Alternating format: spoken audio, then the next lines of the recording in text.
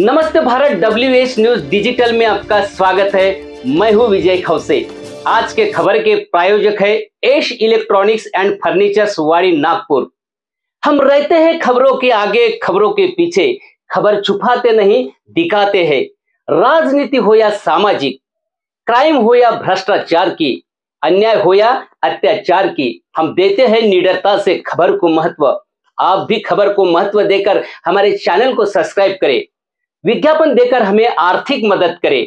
आइए देखते हैं आज की विशेष खबर। शिक्षिका के शिकायत पर स्कूल संचालक और पत्नी पर SC/ST अत्याचार अधिनियम के तहत मामला दर्ज। MIDC थाने में किया मामला दर्ज।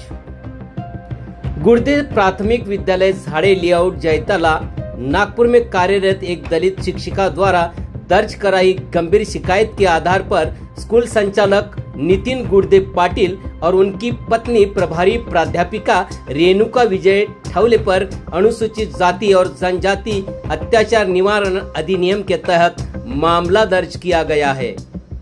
शिकायत में मानसिक, शारीरिक, आर्थिक और जातिगत उत्पीड़न के गंभीर आरोप लगाए गए हैं। बसपा के कार्यकर्ताओं ने मामलों को उठाया। उसके बाद DCP लोहित मतानी ने मामले की गंभीरता को लेकर तुरंत ही मामला दर्ज किया। शिक्षिका का कहना है कि उन्होंने पहले 2024 में आपसी सहमति से विवाद सुलझाने का प्रयास किया था, लेकिन इसके बाद भी उन्हें बार बार जाति सूचक शब्दों के माध्यम से अपमानित किया गया। इतना ही नहीं, उनके साथ शारीरिक शोषण के प्रयास, वेतन से संबंधित आर्थिक शोषण और मानसिक प्रताड़ना भी की गई है। शिकायत के अनुसार सचिव नितिन गुर्दे पाटिल शिक्षिका के बैंक चेक और पासबुक अपने पास रखकर उनके वेतन से जबरन हिस्सा लेते थे। जब शिक्षिका ने अप्रैल 2024 में पूरा वेतन लेना शुरू किया तो उन्हें स्कूल न आने की धमकी दी गई। शिक्षिका ने आरोप लगाया कि संचालक ने शारीरिक सुख की मांग की और उन्हें अकेले मिलने के लिए मजबूर करने की कोशिश की। शिकायत में ये भी बताया गया कि 28 मई 2025 को स्कूल में उपस्थित होने पर प्रभारी प्राचार्य ने उन्हें "तुम यहाँ क्यों आई हो" जैसे शब्द से अपमानित किया। वहीं संचालक की पत्नी और स्कूल में कार्यरत अन्य लोगों द्वारा भी जाति सूचक गालियों के माध्यम से उन्हें मानसिक रूप से प्रताड़ित किया गया। पीड़िता के अनुसार उनकी शिकायत शिक्षा अधिकारी, जिला परिषद, पुलिस आयुक्त कार्यालय, MIDC और राष्ट्रीय महिला आयोग तक पहुंचाई गई। लगातार तनाव और उत्पीड़न के चलते उसका स्वास्थ्य भी प्रभावित हुआ, जिसके चलते उन्होंने चिकित्सा अवकाश के लिए आवेदन भेजा था, लेकिन प्राध्यापिका द्वारा उसे अस्वीकार किया गया। इस आधार पर MIDC पुलिस स्टेशन में भारतीय दंड संहिता की धारा 308(2), 75, 352, 351(2) के साथ साथ SC/ST अत्याचार निवारण अधिनियम की धारा 3(1)(R), 3(1)(S), 3(W), 3(1)(W)P के तहत मामला दर्ज किया गया है। जांच के लिए केस डायरी व आवश्यक दस्तावेज न्यायालय में प्रस्तुत किए जाएंगे। जांच अधिकारी PI गोकुल रामदास महाजन ने बताया कि प्राथमिक दर्ज कर ली गई है और मामले की विस्तृत जांच प्रारंभ हो गई है। पीड़िता के बयान के आधार पर अन्य संबंधित गवाहों के बयान भी दर्ज किए जाएंगे। यह मामला न केवल जातिगत भेदभाव बल्कि कार्यस्थल पर महिला सम्मान और अधिकारों के हनन का भी गंभीर उदाहरण है, जिसे लेकर सामाजिक और प्रशासनिक हलकों में चिंता व्यक्त की जा रही है। DCP लोहित मतानी के मार्गदर्शन में PI गोकुल महाजन, PSI दिलीप कुमार थोरवे ने कार्रवाई की। इस मामले को बहुजन समाज पार्टी ने उठाया। शशिकांत मेश्राम, आजाद समाज पार्टी के प्रवक्ता एडवोकेट प्रदीप सोमकुवर, समता सैनिक दल के जिला प्रचारक विकास लोखंडे, वीरेंद्र कापसे, किशोर इंगड़े, प्रफुल्ल गणवीर, केशव डोंगरे, कैलाश देशभ्रतार, धम्मपाल दामले, यथार्थ खोबरागड़े, सुरेश मानवटकर, सुधाकर सोनपिपड़े, सुरेंद्र शेंडे, सुनंदा नितनवरे, सागर चौहान, सुभाष सुखदेवे, विभोर घुटके दिन भर MIDC थाने में डटे रहे और मामला आखिर दर्ज किया ही गया। WH news bureau report, Nagpur. मी स्वर्गीय वारलूजी गुडदे, प्राथमिक शाळा जैताडा नागपूर येथे गेल्या 13 वर्षापासून सतत सहाय्यक शिक्षिका म्हणून कार्यरत आहे। 2013 मध्ये जेव्हा माझं अप्रूव्हल निघाल्याच्या नंतर शाळेचे जे संचालक आहेत माननीय गुडदे सर यांनी माझं चेकबुक आणि पासबुक जे आहे ते स्वतःजवळ ठेवून घेतलं आणि या गोष्टीसाठी नकार दिल्यानंतर त्यांनी मला शिवीगाळ केली, धमकावले आणि त्यानंतर मी त्यांना चेकबुक आणि पासबुक दिले। चेकबुक आणि पासबुक दिल्याच्या नंतर प्रत्येक महिन्याला नितीनजी गुडदे सर कोऱ्या चेकवर माझी सही घ्यायचे आणि ते बँकेमध्ये जाऊन स्वतः पगार काढून आणायचे आणि त्यापैकी अर्धा पगार मला द्यायचे आणि अर्धा पगार ते स्वतः जवळ ठेवून घेत होते। असं हे मार्च 2024 पर्यंत सुरू होते आणि मी पहिल्यांदा एप्रिल 2024 ला या सगळ्या गोष्टींसाठी नकार दिला आणि मी त्यांना अर्धा पेमेंट ते मला जे देत होते ते घेणं बंद केलं। त्यानंतर पासून शाळेचे जे सचिव आहेत नितीनजी गुडदे सर यांनी मला शिवीगाळ देणे, अपमानास्पद वागणूक करणे, सर्व शिक्षकांच्या समोर मला हाकलून लावणे बाहेर, भोसडीची, हलकट आणि बरेचसे घाणेरड्या शिवा त्यांनी मला दिलेल्या आहेत सर। त्यानंतर जातीवाचक शिवा दिलेल्या आहेत, महारे चलितनी तू इथे येते कशाला, या पद्धतीने मला वागणूक देण्यात आलेली आहे। त्यानंतर या सर्व गोष्टींची मी तक्रार MIDC पोलीस स्टेशन येथे 6 जुलैला केली होती आणि 6 जुलैला तक्रार केल्याच्या नंतर तेव्हा ड्युटी अधिकारी जे होते ते रवींद्र साखरे सर होते। रवींद्र साखरे सरांनी आमच्या दोघांमध्येही आपसी समझोता करून दिला होता आणि मलाही वाटलं की मला तिथे ड्युटी करायची आहे, ही ड्युटी आहे, मला तिथे ड्युटी करायची आहे म्हणून मी समझोता करून घेतला। परंतु समझोता झाल्याच्या नंतर पासून मला एवढा भयंकर मानसिक त्रास झालेला आहे सर तिथे। माझा एक दिवस खूप जास्ती कठीण झालेला होता तिथे काढणं।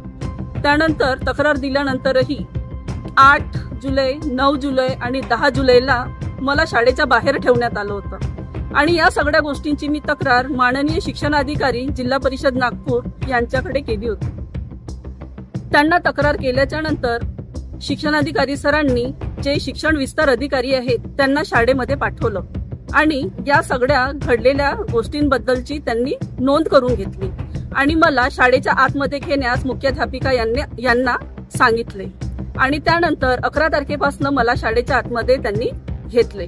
परंतु शाळेमध्ये गेल्याच्या नंतरही शाळेचे संचालक, त्यांच्या पत्नी रेणुका थवडे तसेच नितीनजी गुडदे सर मला वारंवार टॉर्चर करायचे, हलकट, नालायक, तू इथे येते कशाला, तुला सांगितलं ना इथे यायचे नाही म्हणून, महारे, धेरडे असे वेगवेगळे म्हणजे मला खूप अपमानास्पद त्यांनी वागणूक दिलेली आहे सर तिथे। त्याच्यानंतर ते मला त्यांच्या कॅबिन मध्ये गेल्यानंतर माझ्या अंगाला सुद्धा हात लावायचे आणि पैसे देणं बंद केल्याच्या नंतर पासून शारीरिक सुखाची मागणी सुद्धा ते करत होते माझ्याकडनं आणि मला बराचसा मेंटली टॉर्चर त्यांनी केलेला आहे। या सगळ्या गोष्टी माझ्यासोबत घडत होत्या। त्यानंतर मी पुन्हा शिक्षणाधिकाऱ्यांकडे या सगळ्या गोष्टींची तक्रार केली कारण की मला त्यानंतर तक्रार केल्याच्या नंतर पासून त्यांनी खोटे मेमो देणे सुरू केले होते आणि त्यामध्ये फक्त मी काही काम करत नाही, पालकांच्या माझ्या विरुद्ध तक्रार आहेत, मी मुलांना शिकवत नाही, संस्थेच्या आदेशाचे पालन करत नाही असे पत्र मला देण्यात आले सर आणि मी प्रत्येक वेळेला त्यांना एकच उत्तर दिलं की माझ्यावर करण्यात आलेले जे आरोप आहेत ते पूर्णपणे खोटे आहेत। त्यानंतर पुन्हा मला त्रास देणं सुरू होतं तर मी राष्ट्रीय महिला आयोग येथे सुद्धा तक्रार केली होती। राष्ट्रीय महिला आयोग येथे तक्रार केल्यानंतर साखरे सरांनी मला बयान घ्यायला बोलवलं। बयान घ्यायला ज्या वेळेला मी इथे आली होती MIDC पोलीस स्टेशनला, इथे आल्याच्या नंतर त्यांनी माझा जो बयान आहे तो नोंदवायला पाहिजे होता परंतु त्यांनी माझा बयान जो आहे तो नोंदवला नाही। त्यांनी तिथे तारखा पूर्ण चुकीच्या लिहून ठेवलेल्या होत्या। मी सरांना वारंवार सांगितलं की सर मला इथे हे असं बोलायचं नाहीये, हे तुम्ही करेक्शन इथे करा, इथे तारखा चुकलेल्या आहेत, ज्या तारखेला ही घटना घडलीच नाही तुम्ही त्या तारखा इथे टाकून ठेवलेल्या आहेत। शेवटी मला त्यांनी जी प्रिंट दिली होती तो कागद घेऊन मला घरी जावं लागलं आणि 2 दिवसाच्या नंतर लेखी तक्रार म्हणून मला टाईप करून ती तक्रार ड्युटी अधिकारी यांच्याकडे जमा करावी लागली सर। लगेच त्याच्या दुसऱ्या दिवशी साखरे सरांचा मला फोन आला आणि त्यांनी मला म्हटलं की तुम्ही तुम्हाला जो बयान मागण्यात आलेला आहे तो तुम्ही आता मला लेखी आणून द्या. मग मी ड्युटी अधिकाऱ्यांकडे जी तक्रार अर्ज केलेला होता मी त्याचीच कॉपी तिथे जोडली आणि त्यांना दिलं. त्यानंतरही मला वारंवार टॉर्चर करण्यात आलं. यावेळेला निवडणूक होती सर. मी BLO आहे, बूथ लेवल ऑफिसर. निवडणुकीचे माझ्याकडे बरेचसे कामं होते. 20 तारखेची निवडणूक होती. 15 तारखेपर्यंत शाळेला सुट्ट्या होत्या. 15 नोव्हेंबर 2024 पर्यंत शाळेला सुट्ट्या होत्या. आणि 16 तारखेला मी जेव्हा शाळेमध्ये आली, शाळेमध्ये आल्याच्या नंतर मॅडमला विचारपूस केली की मॅडम तुम्ही तर मला काही सांगितलंच नाही की बा रिझल्ट आहे तर पेपर चेक करायचे आहे, काही करायचे आहे, तुम्ही याबद्दल तर मला काहीच सांगितलं नाही म्हणून. तर त्या मला म्हणाल्या की 21 तारखेला रिझल्ट आहे. मी म्हटलं मी रिझल्ट कसा काही डिक्लेअर करणार, कारण की मी तर आता निवडणुकीच्या कामामध्ये आहे है ना, तर मी रिझल्ट डिक्लेअर नाही करू शकत. तरी सुद्धा त्यांनी माझा रिझल्ट तयार झालेला नव्हता, तरी सुद्धा मी 20 तारखेपर्यंत निवडणुकीच्या कामामध्ये होती आणि लगेच 21 तारखेला त्यांनी रिझल्ट ठेवला. म्हणजे हे मला मानसिक टॉर्चर आहे सर्वात मोठं. आणि त्याच्यानंतर पासून मी खूप जास्त खचली होती. याबद्दल मी तक्रार माननीय शिक्षणाधिकारी सर यांच्याकडे पुन्हा करण्यात आली. मी ज्या दिवशी रजेवर होती त्या दिवशी मला पत्र प्राप्त झालं की तुम्ही जाणीवपूर्वक प्रथम सत्रांत परीक्षेचा रिझल्ट जो आहे तो तुम्ही जाहीर नाही केलेला आहे. यामुळे पालक जे आहे ते निराश होऊन गेलेला आहे. आणि त्यानंतर सर माझी प्रकृती जी आहे ती खूप जास्त मी मेंटली एवढी डिस्टर्ब होऊन गेली होती. शाळेमध्ये आल्याच्या नंतरही सतत मला शिवीगाळ करणे, वर्गामध्ये येऊन माझा वर्ग सुद्धा चक्क 2 महिने झाडला नव्हता. मी स्वतः ऑक्टोबर महिन्यामध्ये 30 तारखेला माझी वर्गखोली झाडून काढली होती. याबद्दलही मी वेळोवेळी माननीय शिक्षणाधिकारी यांच्याकडे तक्रार केलेली आहे सर. यावर मग 26 डिसेंबरला ॲडव्होकेट प्रदीप सोनकुवर मला निकोसे मॅडम यांचं हे मॅटर जेव्हा माझ्या लक्षात आलं तेव्हा त्या एवढ्या डिस्टर्ब झालेल्या होत्या की त्या आत्महत्या करण्यापर्यंत मजबूर झाल्या होत्या. परंतु मी आधीपासून आंबेडकरी चळवळीमध्ये काम करतो. माझ्या जेव्हा लक्षात आलं की आपण या ताईला न्याय मिळवून देऊ शकलो पाहिजे, यासाठी हे प्रकरण आम्ही पोलीस स्टेशनमध्ये घेऊन आलो. माननीय महाजन सर या पोलीस स्टेशनचे PI यांना ही सर्व बाब आम्ही लेखी स्वरूपात दिली. त्यानंतर आज मतानी सर यांच्याही समोर ही गोष्ट मांडली.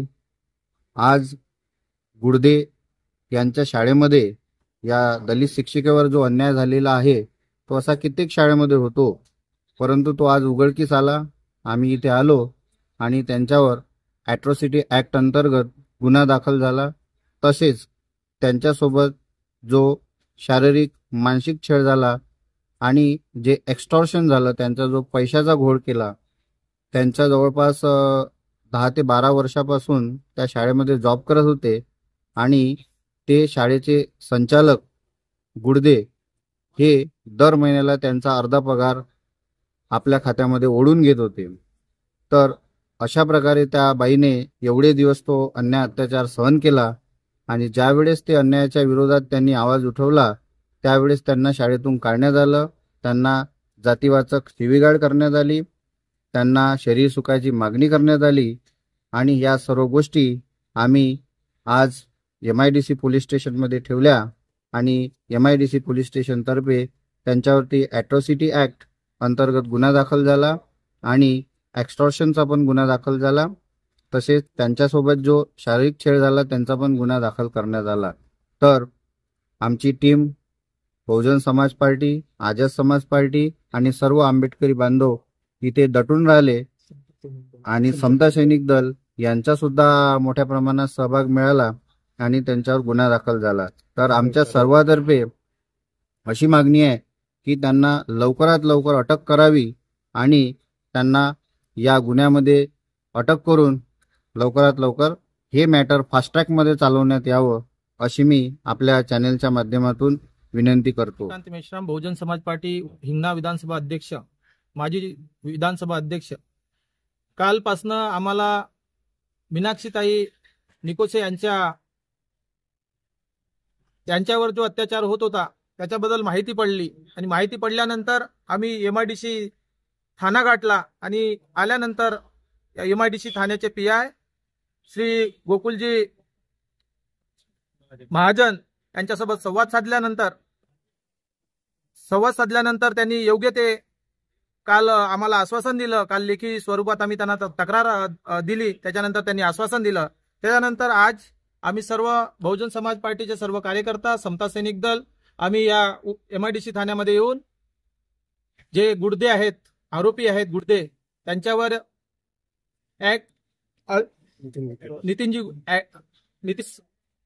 जे ठवरे मॅडम आहेत, रेणुका ठवरे आणि नितीन गुडदे यांनी 12 वर्षापासून ज्या मीनाक्षी निकोसे ताईवर जो अत्याचार केला, त्यांचा जो पगार आहे 50% पगार त्यांच्याकडून तो घेतला आणि वारंवार त्यांना शारीरिक सुखाची माग करत होते आणि जे छळ केला त्याच्याबद्दल मी ज्या आज गुन्हा दाखल झाला, PI साहेबांना आणि सर्व पोलीस प्रशासनाला विनंती आहे की त्यांनी ज्या गुन्ह्यामध्ये ज्या कलमा लागलेल्या आहेत त्यांच्यावरती जो आरोप लागलेला आहे त्या हिशोबाने त्यांच्यावर कारवाई करावी आणि लवकरात लवकर त्यांना अटक करावा. हीच मी समता सैनिक दल हिंगणा शाखा या वतीनं विकास लोखंडे मी असं बोलतो की नितीनजी गुडदे पाटील यांनी मीनाक्षी ताईंवर जो अत्याचार केलेला आहे त्यांना न्याय मिळवण्यासाठी आम्ही इथे एट्रोसिटीचा गुन्हा दाखल केलेला है. जय भीम. दोस्तों, खबर देखने के लिए आपका शुक्रिया. आज के लिए बस इतना ही. फिर मिलेंगे नए खबर के साथ, तो बने रहिए WH न्यूज के साथ. चैनल को लाइक सब्सक्राइब करें, फेसबुक इंस्टाग्राम पर फॉलो करें, विज्ञापन देकर हमें आर्थिक सहयोग करें. धन्यवाद.